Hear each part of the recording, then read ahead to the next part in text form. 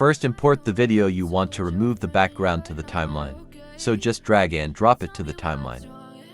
Go to the editing panel, go to video, then under video, click on remove background, then select auto removal. Now wait for a while for Capcut to remove the background for you. Now the background has been removed and you can do anything with it, like adding a different background or a green screen. So let me show you how you can add a different background. So import the background you want to use.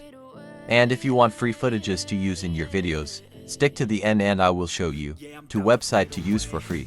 After importing your background, drag your main footage to the second layer, so the background will be behind your video. And as you can see, my background does not match the aspect ratio, so you can scale it up to fit the screen.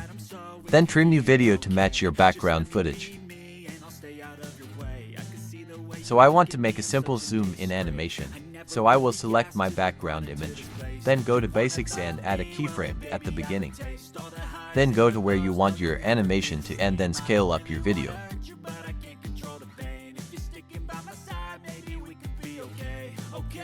So if you want stock free images and video, you can visit Pexels or Pixabay. And they are copyright free. See you in the next video.